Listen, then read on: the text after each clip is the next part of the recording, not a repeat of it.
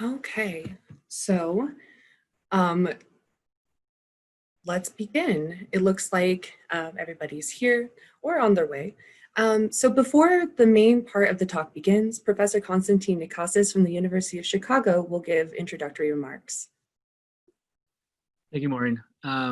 Welcome everybody to the Talking Politics workshop series. It's wonderful to have you all here. The series takes its name after a short book, Talking Politics, The Substance of Style from Abe to W, that was written by our late colleague, Michael Silverstein, who was an astute analysis of many things, but notably political discourse. Michael was also the founder of the Center for the Study of Communication Society at the University of Chicago. And that is one of the sponsors of this series, along with CLASP at the University of Colorado Boulder and the Society for Linguistic Anthropology. It seems only fitting that the first event to be put on by the center since Michael's passing is this one. He would have been delighted to see the fabulous lineup. And he would have had many, many, many things to say, I'm sure, about the proceedings. And I'm glad that we're able to honor his memory with this series. It goes without saying that this is a timely moment for our field to be taking stock of the workings and effects of political discourse. Linguistic anthropology, sociocultural linguistics, and allied fields have long concerned themselves with political speech. However, it's never been more important to look closely at, analyze, and critically intervene in the political discourse of this strange and troubling moment of history. I don't want to take up any more of our time since there's such a great panel planned for us tonight that will precisely be looking at such discourse. But I did want to conclude my comments by recognizing the fabulous work of the graduate students at the University of Colorado Boulder and the University of Chicago, in particular to the remarkable Weiyang So and Velda Ku and their amazing teams who hatched the idea for this series and have put it together so incredibly skillfully. All credit to the workshops goes to them. And so with that, I want to hand things over back to our fantastic moderator for the evening, Maureen Kosse from the University of Colorado Boulder. Maureen? Thank you very much. So welcome everybody again to our first event in the Talking Politics series.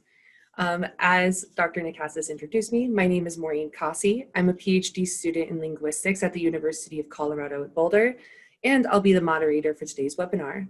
I would like to thank all of you so much for joining us for this very exciting series where anthropological and linguistic experts analyze the ongoing US presidential election.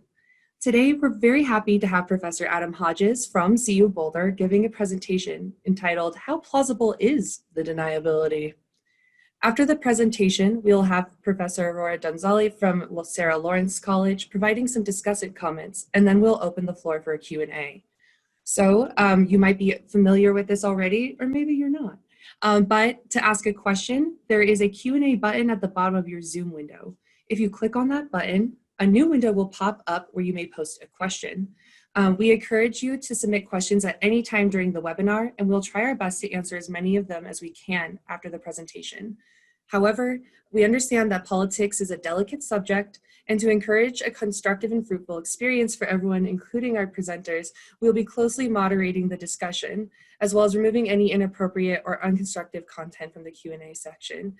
Some may call this cancel culture, but we will resist that. I'm kidding, of course. Moderation is pretty essential to events like these. My terrible, sad joke aside, let me pass the time over to Dr. Adam Hodges. Thank you, Maureen, and thank you, Kostas, and welcome everybody. As Maureen said, I'm Adam Hodges. I'm an adjunct professor at University of Colorado Boulder. I teach courses on language and politics and language and culture. And it's an honor for me to be the first speaker of this series, which is in honor of Michael Silverstein, who, as Kosse said, passed away this past summer. He has certainly had a major influence and impact on my own work. So what I want to do tonight is talk to you about plausible deniability. I think everybody has heard this term before, but I want to come at it from a linguistic perspective. And my goal for this talk is to provide you with some tools that you can use for analyzing some of the discursive moves that political figures often use when they are claiming plausible deniability. And in particular, to try to develop a framework that we can use for understanding the way meaning in discursive interaction is conveyed, and in particular, implicit meaning. So I'll start off by defining what I mean by plausible deniability from a linguistic perspective. I'll show you some examples to illustrate that, introduce the main case study that I want to focus on tonight. Then I'm going to take just a little bit of a detour and introduce a couple of key concepts from Linguistics 101 that we will draw from as we go back to those examples and try to unpack those examples in a little more detail. So this idea of plausible deniability is part of this broader process that Norman Mendoza-Denton calls reactive reversal. And it's really a three-step process. We often see political figures make a controversial remark, and that's step one in the process. And then they get called out for making that controversial remark. And so now they're in a position where they have to walk that back. And so that takes them to that third step in this process where they claim plausible deniability. So they try to invoke possible counter interpretations in order to avoid taking responsibility for what many interpreted as that controversial remark. And Norman Mendoza-Denton actually adds a fourth step here, especially with regard to Donald Trump. Along with claiming plausible deniability, he often blames the people who called him out for the controversial remark and says, and pokes fun at them for interpreting it the way that they did. But for our purposes, we're going to focus in here on this third step, plausible deniability, and how politicians invoke those possible counter interpretations. And plausible deniability really exploits the ambiguity of language and this gap between what is said explicitly in so many words, so linguists refer to that as the semantic meaning, versus what is implied within particular contexts of situation. So linguists call that the pragmatic meaning. And so they're able to come back and say, well, I only said this. It may have implied that, you may have thought it implied that, but that's not really what I meant. And so we're going to try to unpack this a little bit. So I want to start with an example, and this takes us back to August of 2015. Donald Trump was still in the Republican primary stage at that point. And he was in a debate with the other Republicans organized by Fox News. Journalist Megyn Kelly posed a question to him about his misogynistic behavior.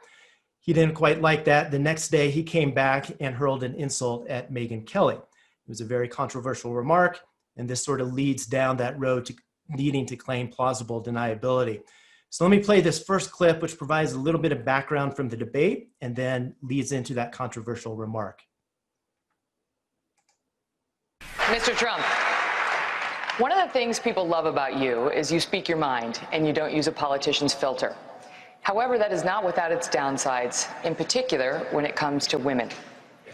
You've called women you don't like fat pigs, dogs, slobs, and disgusting animals.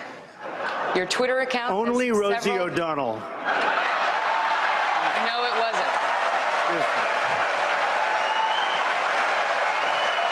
Your Twitter account—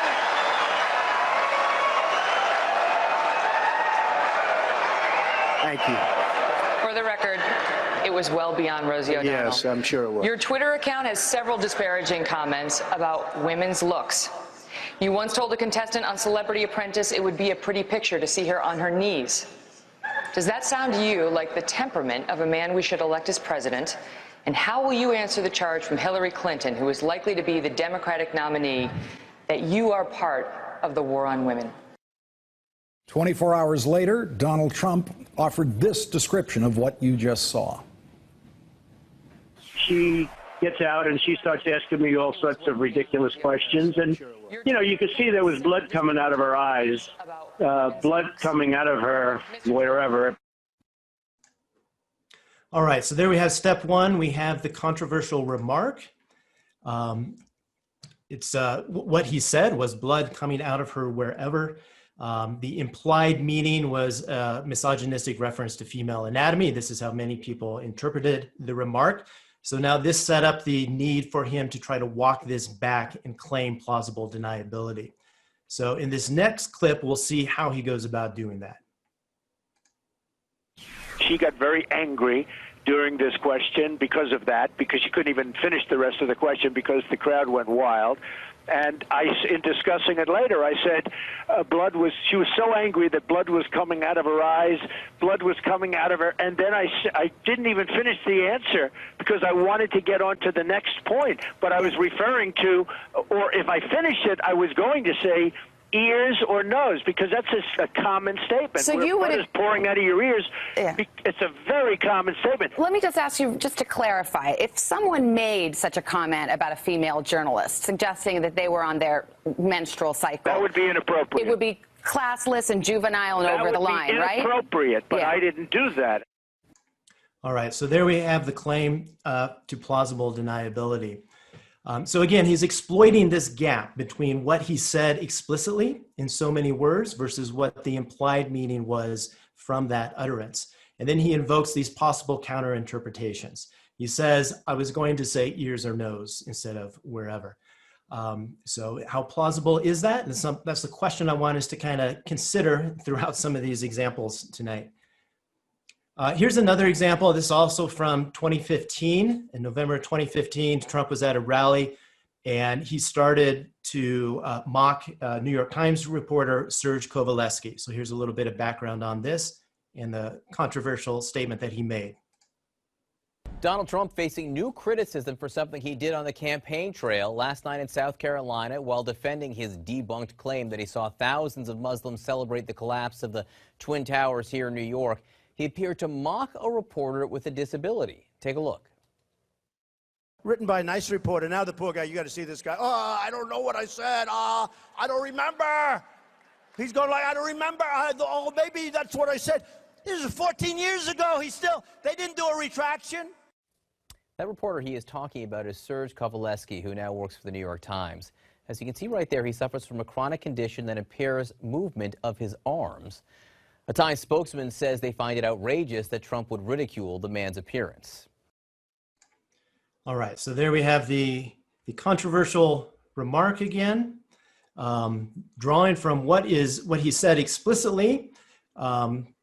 And what's interesting about this example, of course, as well, is that he's using bodily gesture to sort of convey the implied meaning. And I know Michael Lempert's going to talk in an upcoming webinar about gesture. Kira Hall, Donna Goldstein, and Matthew Bruce Ingram have also done a lot of work on gesture as it's used by Donald Trump specifically. In their chapter in the language in the Trump era, they point to this example and they show how the bodily gestures that Trump is using index this recognizable emblem of physical and mental disability in US culture.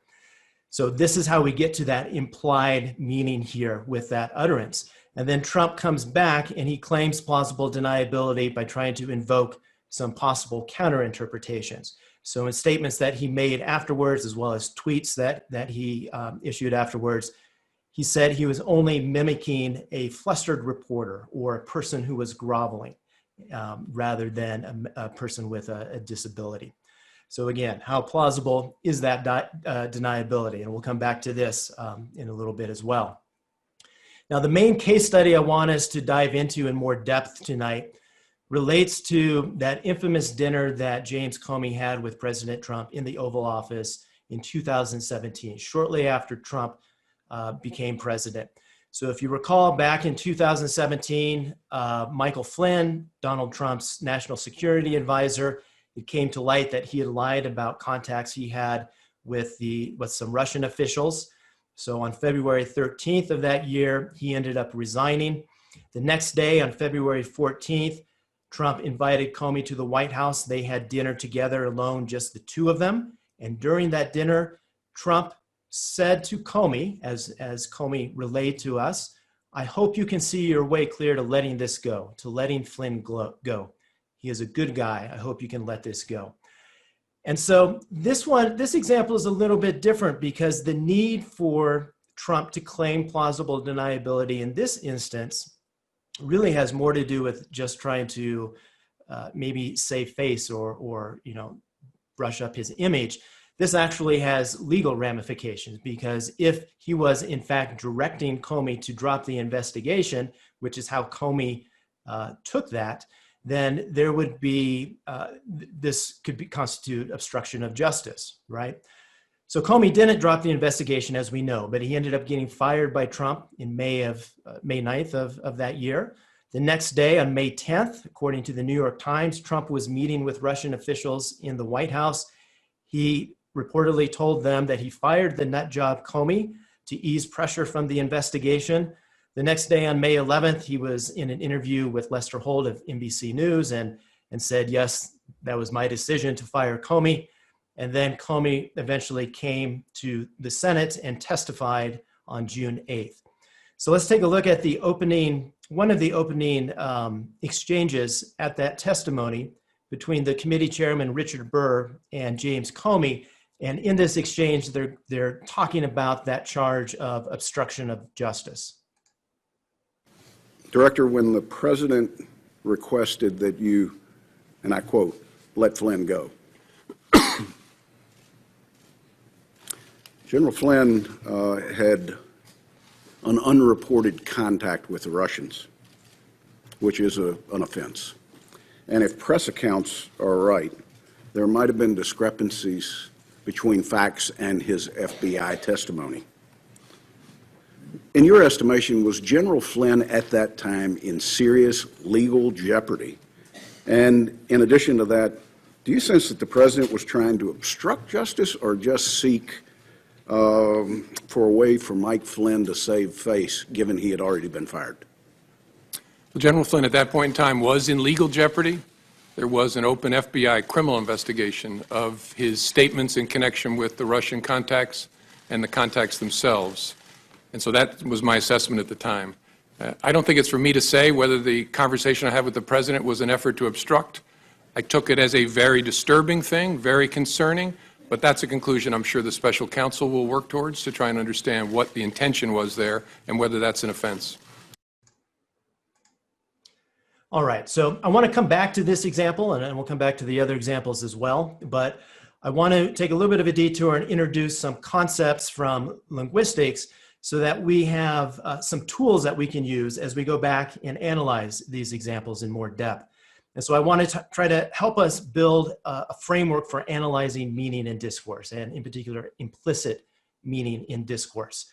So the first idea I want to talk about is the concept of implicature. And this comes to us from the philosopher H. Paul Grice. He was a natural language philosopher. He came along and he was trying to move beyond where analytic philosophers were at that time. Up to that point, early in the 20th century, analytic philosophers were mainly interested in sort of analyzing utterances in terms of the propositional logic of those utterances and evaluating them in terms of their truth value. But Grice came along and he said, look, there's a problem with this. Semantics alone does not account for all of the meaning in an utterance. And so let me give you an example of what he had in mind here. We see two examples over here. If I say sentence one, Donald got dressed and got out of bed, and we compare that to sentence two, Donald got out of bed and got dressed, I think most of you listening right now would recognize that these have two very different meanings. If I say Donald got dressed and got out of bed, you know, the image of somebody under the covers putting on the clothes sort of pops into your mind before they step out of the bed. Whereas in two, it's the opposite. But there's nothing semantically here that is really conveying that. The word and semantically, it's just a conjunction, right? It's used to connect words together. And if we pull out the propositional logic here, it's kind of like saying 3 + 2 = 5, just as 2 + 3 = 5. So these, for all intents and purposes, semantically, these two sentences are identical. So Grice was trying to come up with a framework to account for this type of meaning in language. And it starts with what he calls the cooperative principle. And so he puts it this way. He says, you make your conversational contribution, such as is required, at the stage at which it occurs by the accepted purpose or direction of the talk exchange in which you are engaged. So we can kind of set aside that philosophical language, and basically what he's trying to say is when we come together as conversational partners, we operate with good faith efforts to try to communicate something that is meaningful to each other, and we try to pull out meaning from what the other person is saying. So when we're operating with this cooperative principle, Grice says we intuitively have 4 maxims that we are working with. The first maxim is what he calls the maxim of quantity. Make your contribution as informative as is required, but don't make it more informative than is required. The second one is the maxim of quality. So do not say what you believe to be false or for what you lack evidence. The third maxim is that of manner. Avoid obscurity of expression, avoid ambiguity, be brief, be orderly. And then the fourth one is relation. So be relevant. So he says we intuitively operate with these maxims as we come together and communicate with each other. So if we go back to that example that we just saw, Donald got dressed and got out of bed. If I'm saying that and I'm operating according to these maxims underneath the cooperative principle, we know that I'm trying to avoid obscurity of expression. I'm trying to avoid ambiguity. I'm trying to be orderly. So there is an implied meaning here that when I say Donald got dressed before I say Donald got out of bed, that's also the order in which those events happened, right? Same thing with number 2. And, this is interesting, but, this is what he calls conventional implicature. This is where the conventional meaning of the words used will determine what is implicated. So the word and, just the conventional use of the word and, regardless of context, is going to pop up these implicatures. So that's conventional implicature. But as discourse analysts, what we're really interested in is what he calls conversational implicatures. This is where the implied meaning is connected with certain general features of discourse. So this is where context really comes into play to help us pull out the meaning at specific sites of interaction. So let me give you an example to illustrate this. So let's say you and I are walking down the street, we're heading to the movie theater, and you say to me, I hope I can stay awake for the movie. And then I reply, well, there's a coffee shop around the corner. This, since we're operating with the cooperative principle, according to these maxims, this pops up an implicature, an implied meaning that might be summarized something like what we have here in the yellow circle. I'm basically telling you, go to the coffee shop, buy some coffee. The caffeine is going to keep you awake, right? But I don't say that explicitly. I don't say that in those exact words. What I do say is there's a coffee shop around the corner. But since you are in that context, we share that contextual knowledge that we are operating with. We share the cooperative principle and the maxims. You're able to arrive at the implied meaning without any trouble. So that is a conversational implicature. Now there's another interesting thing that happens with this idea of implicature. Here's another classic example, right? Let's say it's raining cats and dogs outside. I come in, I'm drenched, and I say, oh, what a beautiful sunny day outside. You know that it's raining outside. I know that it's raining outside. I know that you know that it's raining outside, but yet I've said, what a beautiful sunny day outside.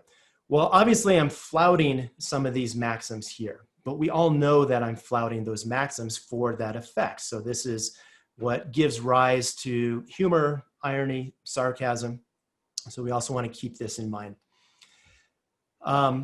So if you don't remember anything else from that explanation about implicature, this is what I want you to keep in mind.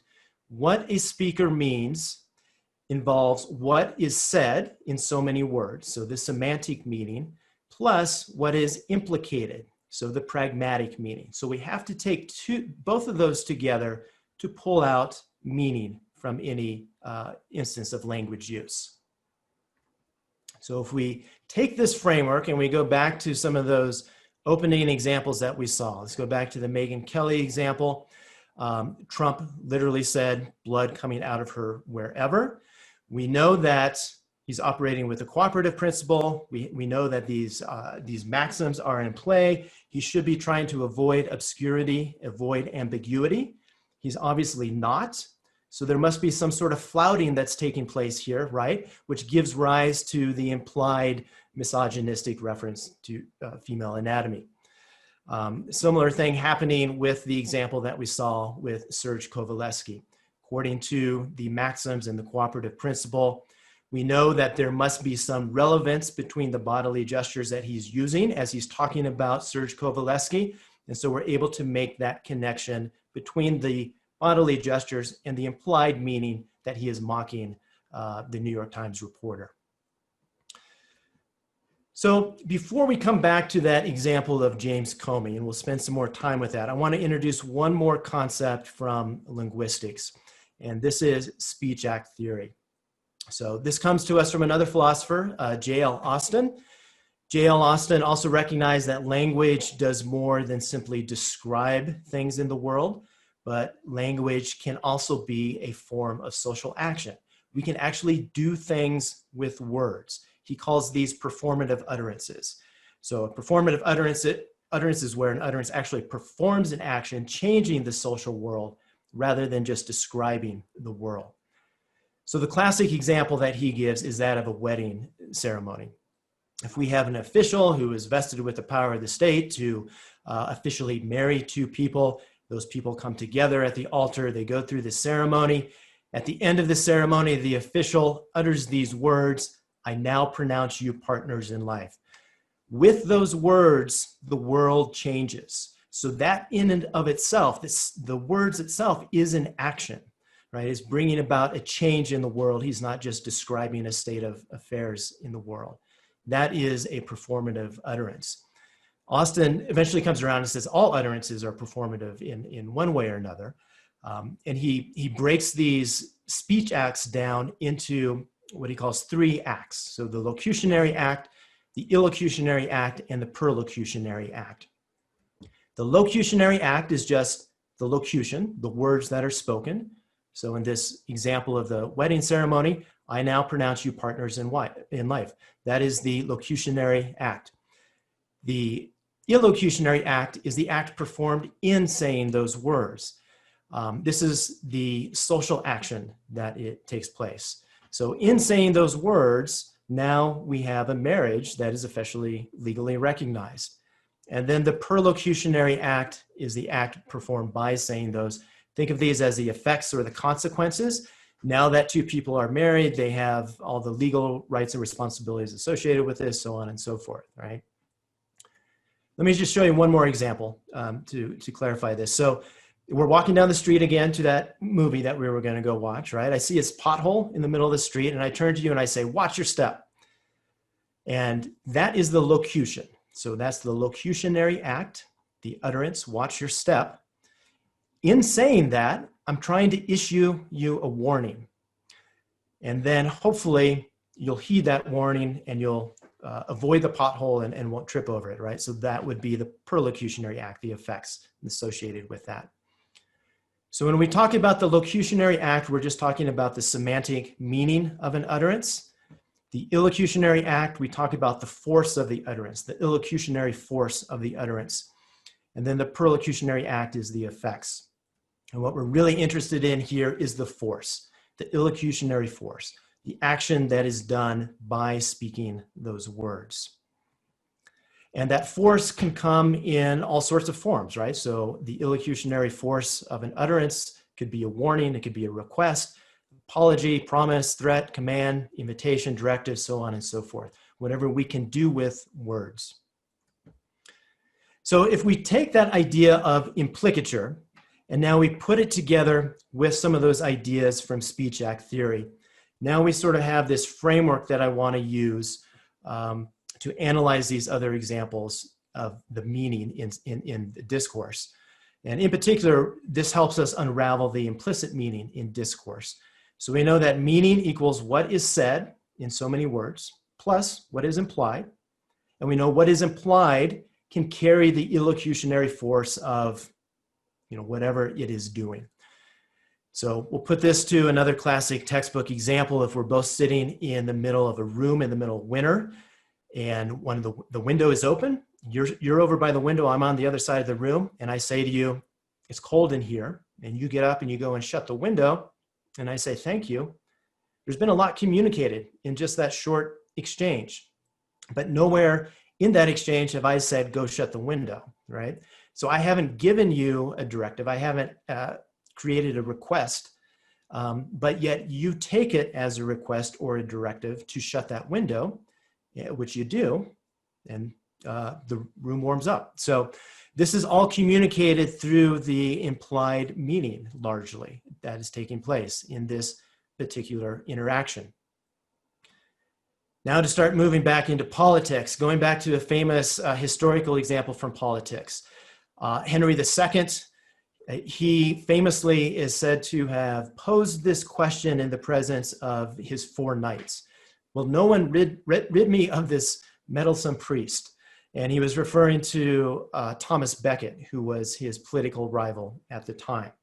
He's posing a question, so the locution, what is said, is in the form of a question, but what is implied and what the knights took to be implied in that question was a directive to go out and kill Thomas Becket, which in fact they did, right? And this, this example also featured into the hearing where James Comey was talking with Senator Angus King, and they brought up this historical illusion. So I'm going to play this clip. In terms of his comments to you about, I think you were in response to Mr. Risch, Senator Risch, he said, I hope you will hold back on that. But when you get when a president of the United States in the Oval Office says something like I hope or I suggest or would you, do you take that as a directive? Yes. Yes, it rings in my ear as kind of, will no one rid me of this meddlesome priest? I was just going to quote that in 1170, December 29, Henry II said, who will rid me of this meddlesome priest? And then the next day he was killed, Thomas à Becket. That's exactly the same situation. We're thinking along the same lines. All right, so we can see from that exchange, James Comey was sort of taking, we go back to that dinner conversation between him and Trump. Remember, Trump had said, I hope you can see your way clear to letting this go, to letting Flynn go. Comey took that as a directive to drop the FBI investigation into Michael Flynn. So we know that what was said also carried some implied meaning that had the illocutionary force of a directive. Now, this, of course, sets up that need for Trump and his supporters to claim plausible deniability. To avoid that charge of obstruction of justice, they need to come up with some possible counterinterpretations for the meaning that James Comey drew from that interaction. So here is Senator James Risch, supporter of Trump, who is questioning Comey during his testimony. I want to drill right down, as my time is limited, to the most recent dust-up regarding allegations that the President of the United States obstructed justice. And boy, you nailed this down on page 5, paragraph 3. You put this in quotes. Words matter. You wrote down the words so we can all have the words in front of us now. There's 28 words there that are in quotes, and it says, quote, I hope, this is the President speaking, I hope you can see your way clear to letting this go, to letting Flynn go. He is a good guy. I hope you can let this go. Now, those are his exact words. Is that correct? Correct. And you wrote them here and you put them in quotes? Correct. Okay. Thank you for that. He did not direct you to let it go. Not in his words, no. He did not order you to let it go. Again, those words are not an order. No. He said, I hope. Now, like me, you probably did hundreds of cases, maybe thousands of cases, charging people with criminal offenses. And of course, you have knowledge of the thousands of cases out there that where people have been charged. Do you know of any case where a person has been charged for obstruction of justice, or for that matter, any other criminal offense, where they said or thought they hoped for an outcome? I don't know well enough to answer. And the reason I keep saying his words is I took it as a direction. Right. I mean, this is the President of the United States with me alone saying, I hope this. I took it as this is what he wants me to do. Now, I didn't obey that, but that's the way I took it. You may have taken it as a direction, but that's not what he said. Correct. That's he why said, he said, I hope. Those are exact words, okay. Correct. You don't know of anyone that's ever been charged for hoping something. Is that a fair statement? I don't, as I sit here. Yeah, thank you. Thank you, Mr. Chairman. So we can see that in terms of claiming plausible deniability and invoking those possible counterinterpretations, What Senator Risch is doing here is he's trying to focus in on a very narrow part of the way language conveys meaning. So he sort of erases all of these other aspects of this framework that we put together. So he's focusing specifically on what is said, and specifically that word hope and the semantic meaning of hope. So we know hope is a feeling of expectation.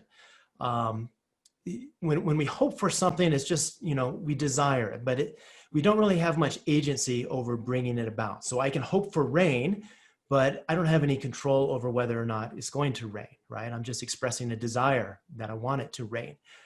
So Risch is really trying to zero in on the semantics of hope to try to focus on that while erasing the other aspects of the contextual meaning that Comey drew from that interaction. So he's missing all this other parts of the framework. He's missing what is implied. He's missing the illocutionary force of that implicature. So here's another interesting clip from that hearing. This is Senator Kamala Harris, and she is trying to inject some of that pragmatic, some of the pragmatic aspects into this. You and I are both former prosecutors. I'm not going to require you to answer. I just want to make a statement that in my experience of prosecuting cases, when a robber held a gun to somebody's head and said, "I hope you will give me your wallet," the word hope was not the most operative word at that moment. But you don't have to respond to that point. All right, so she's just sort of filling in the rest of that framework that we discussed, right?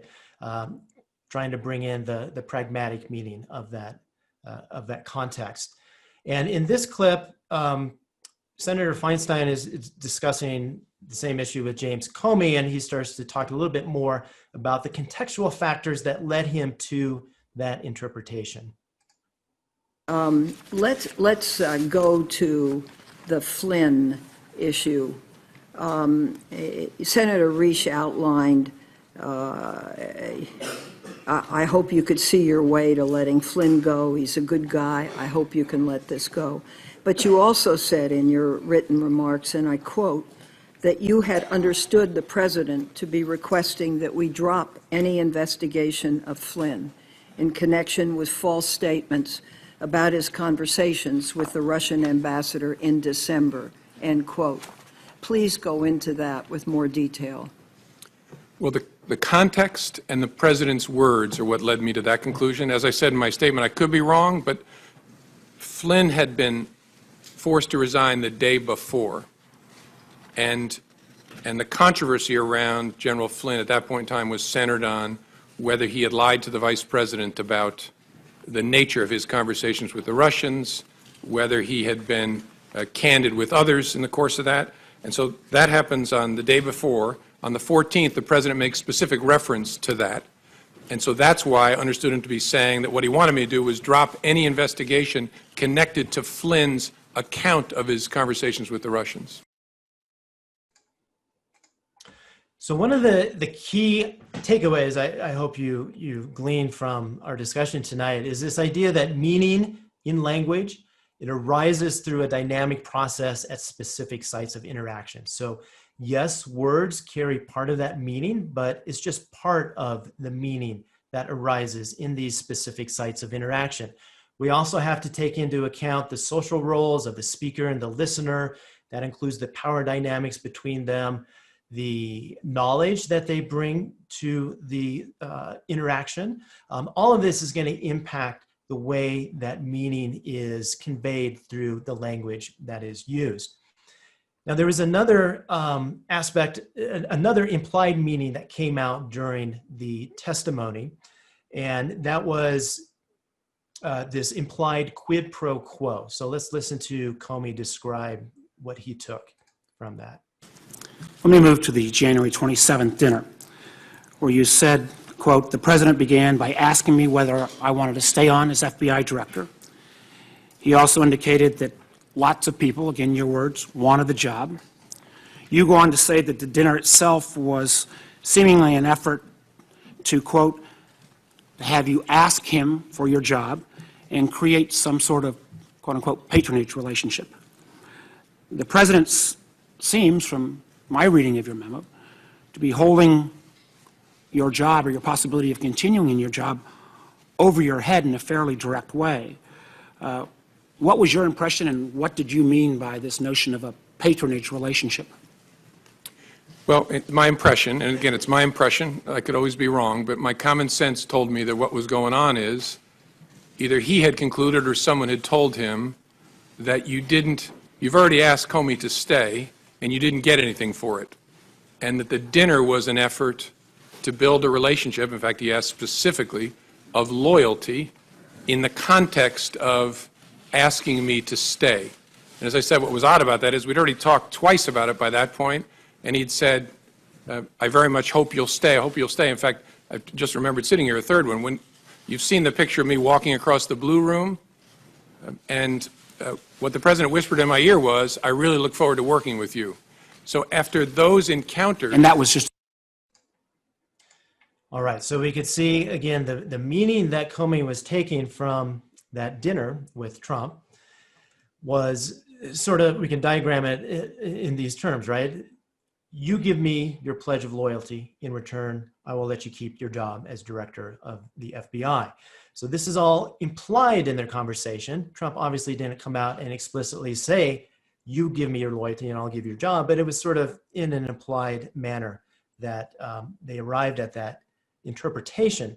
And I bring this up because I think this is interesting because we've seen this again, right? We saw this last year in the lead up to the impeachment, in the infamous phone call between President Trump and President Zelensky of the Ukraine, when this is what launched the whistleblower complaint, which eventually led to the articles of impeachment and the trial.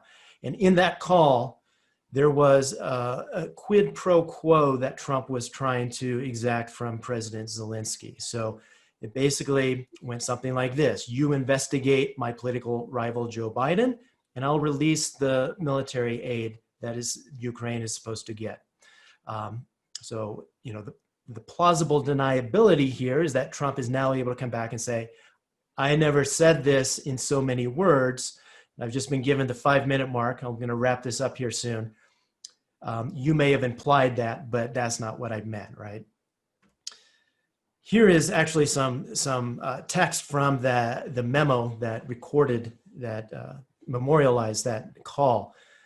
Trump said to President Zelensky, the United States has been very good to Ukraine. I wouldn't say that it's reciprocal necessarily, because things are happening that are not good, but the United States has been very good to Ukraine. I would like you to do us a favor, though. There's a lot of talk about Biden's son, that Biden stopped the prosecution, and a lot of people want to find out about that. So whatever you can do with the Attorney General would be great.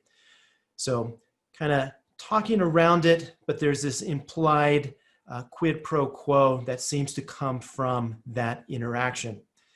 And in fact, I want to just end us here on Representative Adam Schiff's take on that. He kind of provides an interpretation of the implied meaning that comes from that interaction in his opening remarks in the initial investigations that ultimately led to the articles of impeachment. Ukraine was invaded by its neighbor, by our common adversary, by Vladimir Putin's Russia. It remains occupied by Russian irregular forces in a long simmering war. Ukraine desperately needs our help, and for years we have given it, and on a bipartisan basis. That is until 2 months ago, when it was held up inexplicably by President Trump.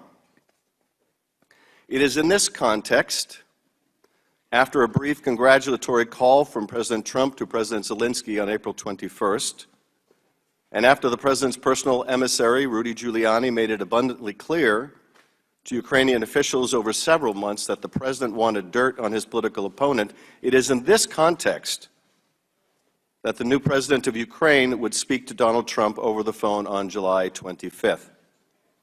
President Zelensky, eager to establish himself at home as a friend of the President of the most powerful nation on earth, had at least two objectives: get a meeting with the President and get more military help. And so what happened on that call?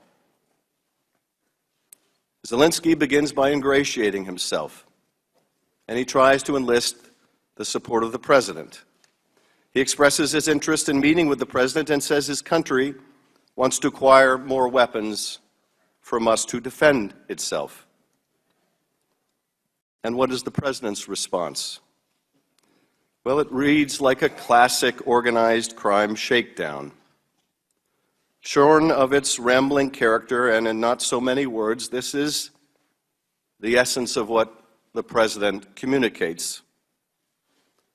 We've been very good to your country, very good. No other country has done as much as we have.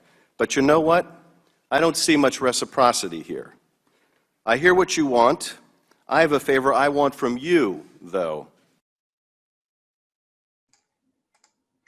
All right, so I'm going to end there and leave us again with this question. How plausible is the deniability in some of these cases, especially now that we've sort of gone through the framework of the way meaning is conveyed through language, and in particular, the way implicit meaning is conveyed in language.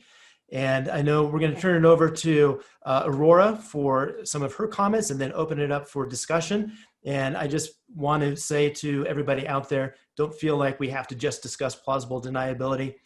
We're open to discussing whatever else is on your mind. So Maureen and Aurora, I'll turn it over to you. Thanks.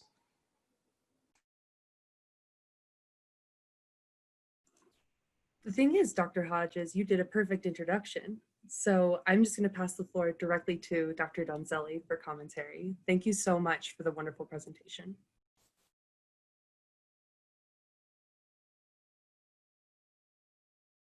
Sorry. Hi, everyone. Thanks, Maureen. Thanks to the organizers of this very interesting series. I want to start by posing some questions. How do we identify a specific way of talking as political? What makes language political? And how has Donald Trump transformed our paradigms for studying and understanding political speech? And again, why the question, is this actually true, has become, or apparently has become, the key question within our current political debate. When last Friday, I give you an example, when last Friday I heard that Trump tested positive for COVID-19, I thought to myself, really? Is this true? And then, am I alone in suspecting that this may be a trick? Adam has defined plausible deniability as the habit or the tendency or the practice of avoiding, and I quote him, taking responsibility for a controversial utterance by invoking possible counterinterpretations. The counterinterpretation invoked by Trump in these examples that we saw is that there's no alternate interpretation based on contextual factors. In other words, what Trump proposes is a very agentive and individualist view of meaning, one in which the speaker owns completely the meaning of their utterances. So, contra Grice, Trump upholds a highly referentialist and literalist semiotic ideology. So one way to engage with what Adam was presenting tonight is this notion that I came up with, which is metapragmatic gaslighting. And so basically what I want to do is to push further our discussion on plausibility, credibility, and truth by inviting you into a discursive domain not immediately connected to the realm of politics. And I do that by using this term, gaslighting, which is commonly used for bluntly denying infidelity and asserting that the betrayed partner's distress is based on not on facts, but on paranoia and jealousy and fear, totally unfounded jealousy. And so the cheater insists that they're not keeping any secrets, but it's their partner that is either delusional or making things up. So in more general terms, not in this colloquial way of using the term gaslighting, gaslighting has been described as a psychological abuse where false information is deliberately presented to the victim for the purpose of making the victim question their own mental sanity. The term comes, as some of you may know, from a famous movie from the 1940s, where, like a psychological thriller, where a husband was trying to convince his new wife that she was imagining things, in particular, the occasional dimming of their home's gas lights. But obviously, that was true. The gas lights were actually getting dimmed. So in spite of the incredible things that we have seen in this last 4 years, there's a lot of consistency in Trump's way of using language. And as I was saying, there's this highly referentialist and literalist view of language, one that could be summarized with the idiom calling a spade, or as Megyn Kelly said, and I quote, "You speak your mind." I mean, when she was addressing President Trump, you don't use a politician's filter. And so Trump presents himself as someone who calls a spade and avoids the growing tendency of speaking with periphrastic cirlocutions and using indirect language, which he suggests is a prerogative, is a feature of liberals. And users of political correct language. So why do I want to use this concept of meta-pragmatic gaslighting? Because it seems that our contemporary political debate in the US is increasingly centered on meta-pragmatic discussions in which the reflexive use of language to referentially describe how language is or should be used is at the forefront of the debate. And the notion of meta-pragmatic was developed by Michael Silverstein, as you probably all know, and who we are remembering tonight. This meta-pragmatic lens is particularly salient in the domain of political speech-making, where candidates' linguistic and semiotic conduct is the object of scrutiny of spin doctors, journalists, and also linguistic anthropologists. So Donald Trump, in a way, has increased even more this tendency to engage in meta-pragmatic debates, and the polarization of American public debate seems to revolve around political, not really political content, but meta-pragmatic debates. Was this a quote? Was he quoting? Was he really, making fun of a journalist? Was he serious?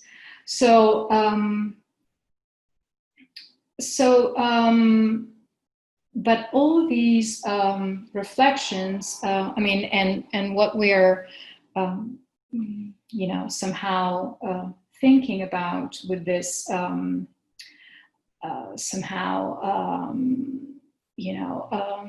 concern about truth and fact-checking after the presidential debates. We needed to have journalists, giving us fact-checking overview of what has been said, what was true and what was not. So all this somehow is something that suggests that our contemporary conjuncture is it seems to me at least, has a fixation is fixated on the arbitration of reality. So we are trying to ascertain constantly what is true and what is not, what is fake news and what is real. And so we're haunted by this, continuous search or attempt at, discerning what is fake news. And Trump himself. So it seems that we are kind of imprisoned by this tendency of, Trump speaking of the press as you are fake news and I'm the president. And so we scramble to establish some sort of universal reality, and, that can be established once and for all. And somehow the risk, I believe, is that in this attempt at ascertaining the real from the fake and the illusionary, from the real, we lose track of the importance of taking a stance, a political stance. And so moving past the, question of what is true and what is fake news, and ask questions like what is just, what is fair. And so I think I will end it here and open up the floor for discussion.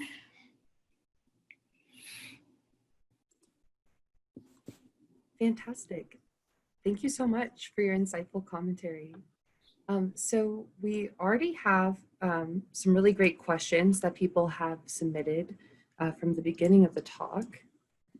And so I think I'd like to start with this one. There's actually, it's going to be a little 1-2 punch because there are 2 questions, but they're asking something kind of similar.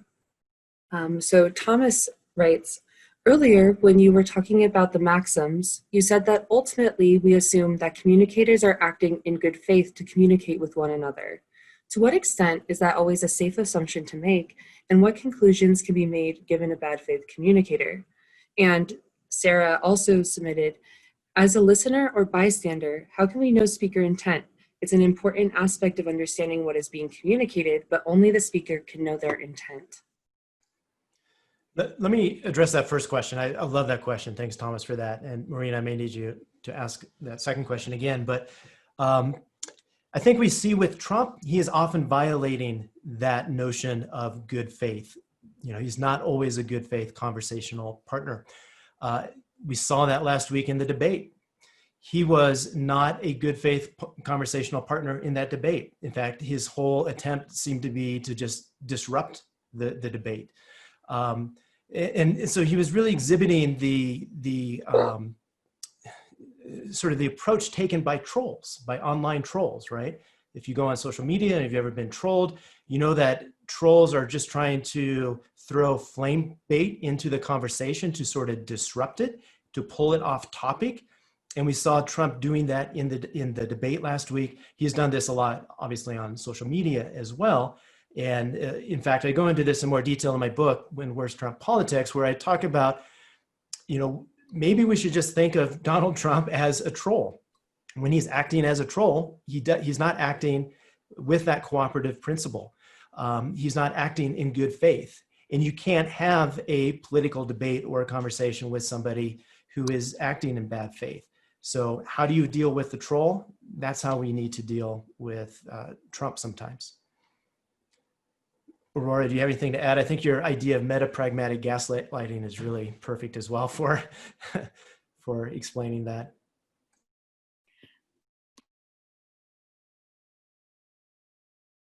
Sorry, I thought that I'm confused by this function.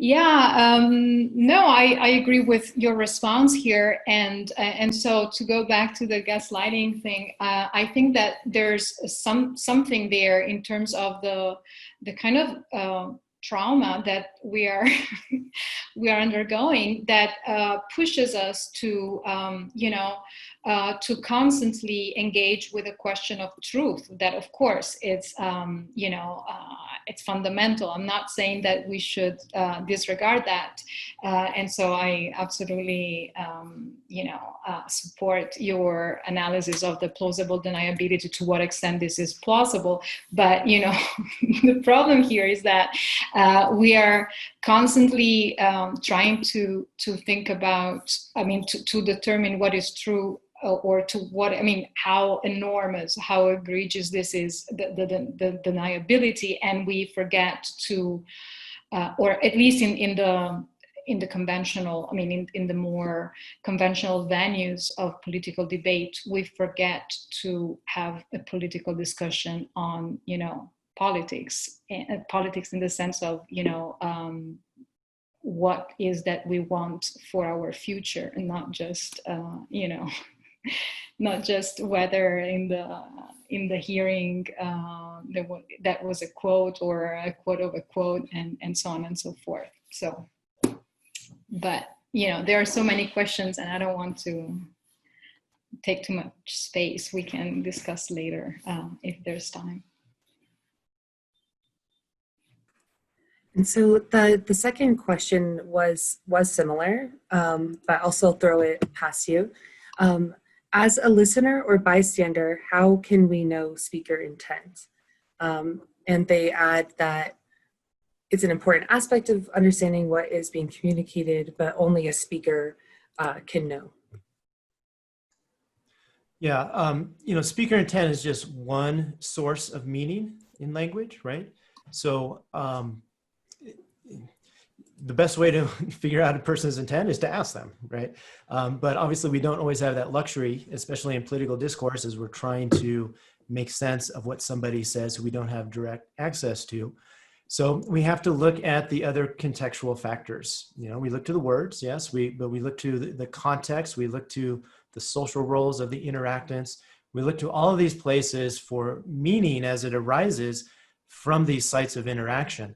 Speaker intent is part of that, but it's just one piece of the bigger picture. Yeah, absolutely. So is it all right if I move on to the next question? Great. So Matthew writes, with Trump, we have a large body of evidence of him making inflammatory comments and attempting to walk them back.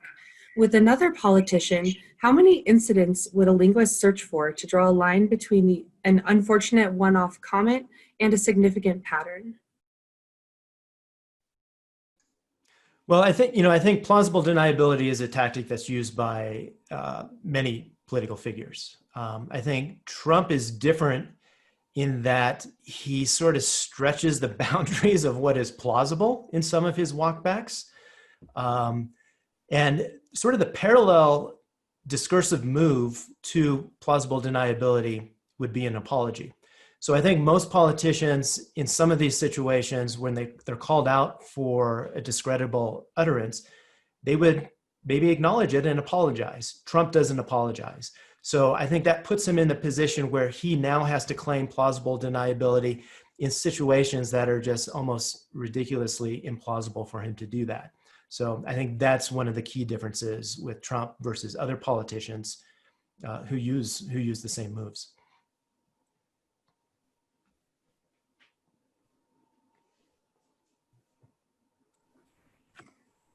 Great. So next question, moving on. So Giovanni writes, common sense, in quotes to be fair, suggests that some denials are more plausible than others. What can we say about degrees of plausibility? Are all denials equivalent pragmatic acts?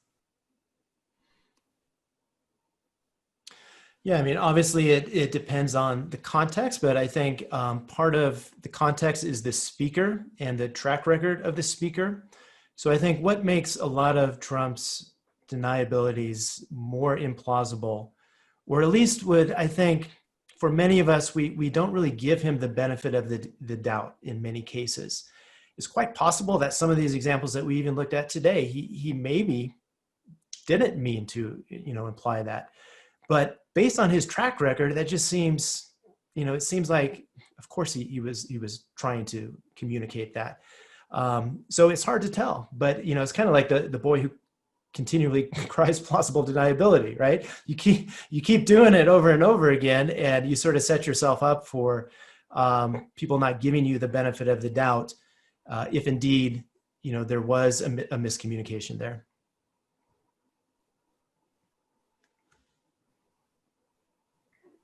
So I have a question to follow up from that one, from Lily, who writes, from whose point of view do we assess the plausibility of deniability? What might be the most useful perch for an analysis of plausibility in understanding how political events unfold? What audiences might find Trump's claims more plausible than others?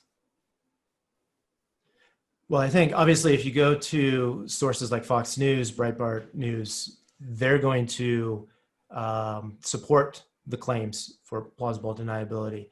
And in fact, James Slata, linguistic anthropologist, has written on this, on the way that sort of the bubbles or the cocoons, the media bubbles, the media cocoons, sort of have divided us nationally, so that if you're within sort of the right-wing media cocoon, you're able to make sense of what Trump says a lot of the times. If you're outside of that, you're probably flabbergasted and trying to understand what he's trying to communicate. So, it depends upon the social situations, the media that you're consuming, as to whether or not you might find it believable or not.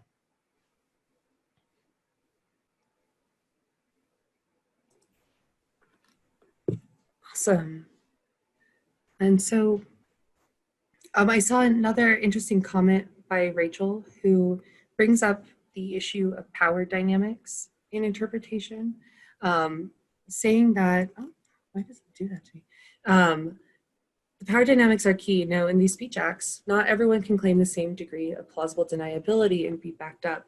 So what kinds of other factors play into maybe one's ability to plausibly deny?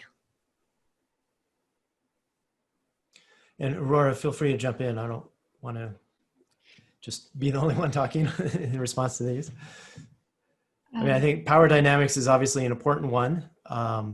We saw the power dynamics between President Trump and James Comey, who was the director of the FBI at the time. That was really crucial to the interpretation that Comey took from that interaction. He was in a subordinate position to President Trump. If the positions were flipped and James Comey had said that to Trump, it probably wouldn't have been interpreted in the same way, right? One of my students recently gave the example of when they were a kid, their mother would walk into the room and say, oh, this room needs to be cleaned. And then that was taken as a directive by the kid to clean the room. And they said, but if I would have walked into my mother's room and said the same thing, there's no way she would have taken that as a directive. So I think that's a good illustration of the way the power dynamics in the particular context impact the interpretation. Yeah, I wanted to add something to your point, Adam, with which I totally agree. And I think that this question also needs to be connected to this larger kind of background of, the contemporary public discourse in the US, and the fact that there's this kind of growing anxiety about the fact that language has lost its illocutionary force, right? And so this habit of using periphrastic circumlocutions or, complicated ways to, say things that could be much more simply said is like, creating this kind of moral panic. And Trump is responding to this. And in a way, I have to admit that I don't know enough people who are Trump supporters and I cannot ask them, and I cannot know whether or not they actually believe in the plausibility of the deniability that he claims. But I think that even if they didn't believe in that, the mere fact that he's asserting it somehow creates a presentation of his political self that is very assertive and somehow forceful and convincing, and and so and it's liked, and I mean it is liked and appreciated. This very in and of itself. So I think that it could be another facet of, so it's not necessarily that Fox News or Trump's supporters, do actually buy it, but they might, understand that, blood from wherever actually meant, the implicature there was that this woman was actually suffering from some alteration of her state of mind due to her menstrual cycle, but he's cool because he was able to actually say it and even get away with that. And so I don't know, I mean yeah, no, I think that's an important point, and it's called plausible deniability, right? So it only has to be plausible. It doesn't have to be believable. And I think in many of the situations where Trump walks back comments, he does it in order to provide just the veneer of deniability so that, say, Mitch McConnell or other supporters in Congress are able to sort of move on without having to sanction him in any way. I mean, we've seen that in other examples. So I think that's a fascinating point to bring up. But I do think from some Trump supporters I've talked with, some of them do truly believe some of these walkbacks. So it's a really fascinating question. I don't want to insert too much of myself into this, but I think what's also important is that what makes some of this moment interesting is that the Trump camp thrives on the ambiguity itself. The fact that you can't easily place something on either side of the fence seems to have some kind of covert appeal, or at least from the alt-right and the further right groups that follow Trump. But I have... Actually, Maureen, if I could just say one more thing on that, because I think that really raises the important sort of that fourth step I mentioned earlier. After he claims plausible deniability, then he sort of uses that as a weapon against everyone who called him out, right? So it's an opportunity to own the libs, right? And really hold that against them and say, look, you're so concerned about political correctness and these things that I said that, and you interpreted it this way, it's so ridiculous. Why are you spending so much time, talking about this, and so on and so forth. So I think that's another interesting aspect of that. I absolutely agree. I'm trying not to get too excited. But I'm just as excited about this question from Jamal, who asks, such that certain constructions can allow for the possibility of plausible deniability for the speaker. Could you speak to the factors that allow for one interpretation to be more or less reasonable by the hearer? Can we know if a person has one reading or is perhaps pre-forming that they have one reading? It's difficult because I guess which person are we referring to, right? Is it, in some of these, there's a person that Trump is speaking to directly, so they're going to form their own interpretation. There's also overhearers who are listening to that, who are watching that, the remarks on media. So there's a whole audience out there that's going to be forming their own interpretation. Some of them are going to be Trump supporters. Some of them are going to be Trump critics. So, there's really many different possible interpretations that could arise from these, constrained by, the contextual factors, but.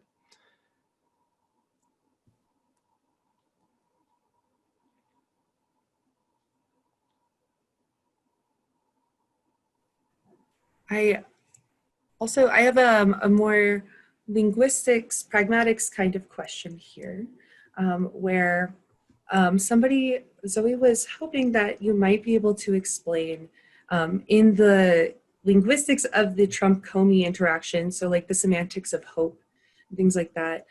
Zoe's asking, would the perlocutionary act be the actual result, meaning Comey being fired, or the desired result, Comey dropping his investigation and doing as Trump asked him to implicitly? Like, which one would we label the perlocutionary act? I think you could make a case for both of those. So, the effects is either Comey drops the investigation or he gets fired. And so as we know, he didn't drop the investigation, he ended up getting fired. So I think that's a good way to look at that.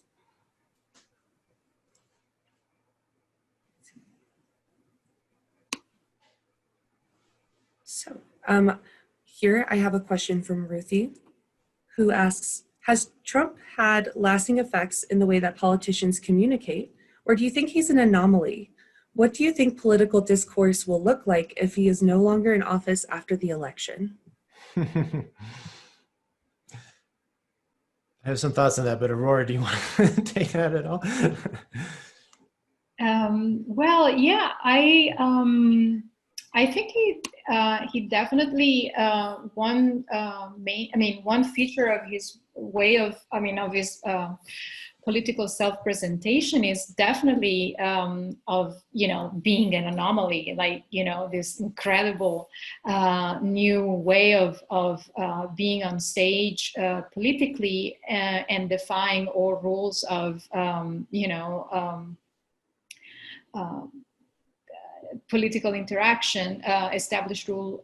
So that's why people keep on saying that he's so unpresidential, whatever that means. But the thing here is, I don't know. I mean, I think that as I was trying to suggest with my remarks, I think that we kind of got entangled in some of the predicaments that were created by this habit. By the plausible deniability habit that Trump has, and so perhaps this fixation with the arbitration of reality and fake news, and finding evidence, and this kind of speaking in terms of evidentiality, always going for this testimonial mood, and eyewitness, and giving you evidence, and also owning the meaning of my utterance in a very individualistic sense. The meaning is not co-constructed, the meaning doesn't rely on context. So all these features, even though whatever happens after this election, maybe if someone else would be elected, maybe they will be using language differently. I think that the semiotic ideology and the ways in which we use language have been modified by these last 4 years of political debate. So, and I don't know, how reversible that is. So it seems that for people who are kind of not supporting Trump, we see more preoccupied with exposing the blatant lies that are being proposed by Trump, rather than just discussing what we want this country to be like, what type of health reform we want, or what type of immigration law we want, and so this is like somehow a side effect of what he's being doing. So, as I said, we are kind of traumatized by this meta-pragmatic gaslighting that we've been undergoing. Like, this was a quote. No, I didn't say that. Not at all. Sure. So. And, I think in many ways Trump is viewed through a different interpretive frame than other candidates. So I think in that sense, he might be a little bit more of an anomaly, but, and I go into this in my book, drawing from Jane Hill's work on the discourses of truth versus the discourses of theater. it seems like a lot of people, including Trump's supporters, really view him through this discourse of theater. So the truth value of his statements isn't at issue. It's more about speaking the general message and playing to that, the ideological base. But yet, as you pointed out, Aurora, a lot of political journalism is focused through the discourse of truth, focused on fact-checking everything he says. And so I think there's sort of this clash of interpretive frames.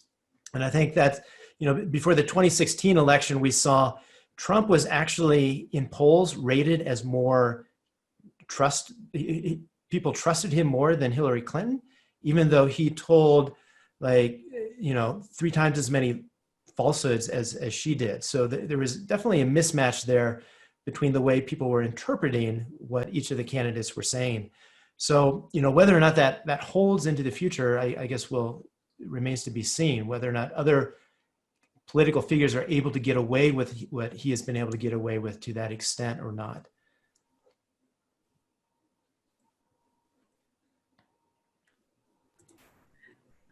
I just said oof into my microphone. But I think that's something that really strikes me as well is there was an interview with a Trump supporter that I saw a few months ago, and she said, "I like the way he makes me feel."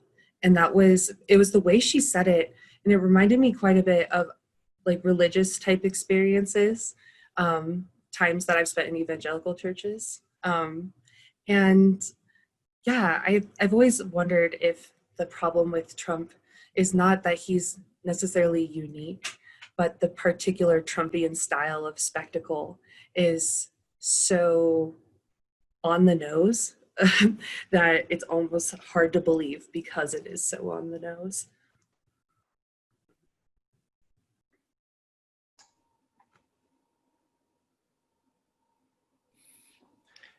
And the spectacle is so crucial to his image and who he is, right? And his politics. And, there's no coincidence that he obviously was a reality TV star before this. He has done work in the professional wrestling arena. He's sort of bringing that aesthetic and ethos with him into his politics. Yeah, I just wanted to, am I speaking? Right. Mm-hmm. Adam, I think that this point that you brought up about, the discourse of truth and the discourse of theater, it's very relevant. And I found myself thinking a lot about that famous article that you mentioned, and this kind of coexisting, the coexistence of these two paradigms or these two discourses. And I wanted to reread it before tonight, but I didn't have a chance.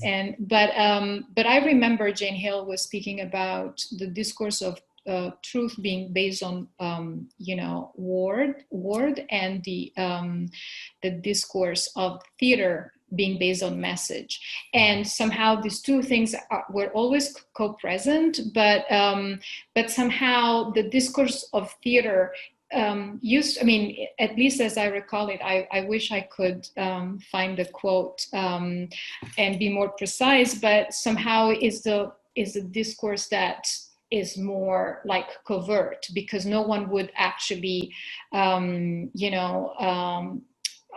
admit that there's construct. So it's like also the discourse of spin doctors and the idea that the political self is constructed and there's a strategy, there's a theatrics of that. And so in what is put in at the forefront is the discourse of truth. Here, I think that, and to go back to that original question, what has changed and whether Trump has changed our political paradigms or the ways we look at political language. I think that these two ways of looking at political discourse and the coexistence of these two discourses has kind of changed a little bit in the sense that the discourse of theater has gained more legitimacy. I mean, or more, yeah, I would say that it's more, people are like, you know, what Maureen was saying, that, you know, the spectacle, the legitimacy of the spectacle against the referential consistency of, you know, what the candidate says across time. Okay, and so I think that this is a novelty to an extent, which, you know, yeah. I don't know if you agree, but yeah, I love that. No, I agree. I think that's a good point, because, you know, Trump's style has really made that more pervasive and more maybe overtly acceptable in politics. Yeah, absolutely. Great. So we have time for one very special last question from our very own Dr. Nikassis. I'll reappear here since I can. Thank you so much. It was just really wonderful to hear the presentation and also the commentary and you guys fielding the questions. I have a question that's kind of related to the question of where are we now in 2020? So after 4 years of being gaslighted metapragmatically, you know, where is the state of political discourse? It's not exactly the same as it was in 2016. And you guys have already spoken to this in a way, but I kind of would like to hear your thoughts about the question that you put on the table, Adam, when you said we should think of Trump as a troll, and the way to strategically deal with him perhaps is to deal with him as a troll. And so I'm kind of curious about where you think, not simply, I think the question from us as linguistic anthropologists thinking about political discourse and what we can kind of contribute critically to public speech. And it's not just, it can't just be fact checking, I think, as Aurora was saying, but also the question of what are the, you see as kind of the emergent tactics that have emerged from critics of Trump, either in journalism or other political actors, where I think that people have come to this idea that things don't stick to him and you can't just fact check. I mean, we still have that discourse that's so prevalent. You know, NPR is going to tell us they're going to fact check everything. But when I hear that now, I just think that's not the point, right? And I do get a sense that, you know, we're in a kind of a different place a little bit. And I wonder if you could maybe think about that question from the perspective of what are the tactics, you know, now that we see that, you know, it's not just about facts, but we're dealing with a different kind of, or at least a different intensity of a certain kind of political discourse. You know, how do we speak back, I guess? You see what I'm saying? Or how are people speaking back that you see that is more effective than just the, let's hold them to the denotational truth function? Yeah, no, I think that's an incredibly important question. And I'm not sure I have a good answer for you, but, you know, I think especially with regard to the fact checking, I see all the fact checking. It's almost become an industry over the past 4 years. And it seems counterproductive in many ways. And especially what worries me about the fact checking is sort of setting up a false equivalency between Trump and other candidates. So journalists sometimes feel like they have to fact check, you know, both major candidates in the same way with the same number of fact checks. And which sort of creates this false equivalency that isn't really reflecting the differences between the candidates. You know, I think beyond fact checking, I think comedy is maybe one way to sort of disarm, you know, the demagogue. I mean, I don't know about you, but over the past 4 years, I've taken solace in just watching Trevor Noah or some of the other late night comedians just kind of deconstruct it in a way that isn't doing that fact checking, but is sort of meeting Trump almost on his own plane of theatrics in a way that allows us to kind of laugh at it and distance us from it a little bit without letting it get to us as much. So I don't know, you know, that's not necessarily a good answer, but that's one thought. yeah, thanks. That's a good question, indeed. I don't know. It's difficult to answer. Definitely, I think that you know, I've been thinking a lot during the last few months about Black Lives Matter and why it happened now. Even if the news of I mean, of course, there had been reactions before, in other. In the past years. But I think that one of the reasons why Black Lives Matter became such a big movement over the summer is also a reaction. I mean, it's like the anti-fact checking, thing that people may feel like doing because it seems that we're not going much further if we keep on being entangled in this denying the truth. And then and the other thing that I have been thinking about is I've been paying more attention to the reactions of the journalists during press conferences, and it's amazing because they're like totally flabbergasted, and they're shocked by and it's like, even though it's like, when this is going to stop, and it never stops, and it's just more and more. And I don't know, this is not really an answer, because I wish I knew what tactics we could use, but I think that definitely this kind of, it pushes, it's like the horizon, right? It's like the level of, plausibility being denied is being pushed further and further. I mean, in Italy, we had a similar experience when Berlusconi was prime minister, and it was like amazing. There was a scandal, and he said that this sex worker who had been arrested and who was a minor was the grandchild of the Moroccan president. I mean, it's like, amazing things, and and it's just, it keeps on being on moving forward, and it's like there's no end to that. And so the fact checking doesn't actually resolve the situation, and distracts us from the real political issues that are on the table, and they're big ones. So I don't know. On that note, thank you all for coming, but unfortunately our time is up. There were some incredible questions in the Q&A that we just weren't able to get to. It was not because of the quality of your question, but rather just by the time crunch. But if you were unable to ask your question today, please write it down now and bring it with you to the December 11th final colloquium, where we'll be inviting all of our speakers back as a panel to reflect on the entire presidential election.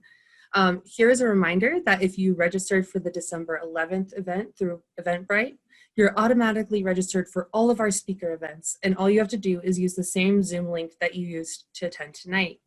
Our next event is October 20th, featuring Dr. Michael Lempert presenting on political gesture in presidential debate. And just as a reminder, if you'd like to revisit any part of the presentation, or you want to share this with all of your friends and all of your relatives, we'll be sharing a link of this recording at a later date, and you'll get that through the email address you used to sign up for this event. Thank you so much for joining us, and I hope that you have a wonderful weekend. And thank you so much to our panelists for joining us. Thank you, everybody. Thanks, bye.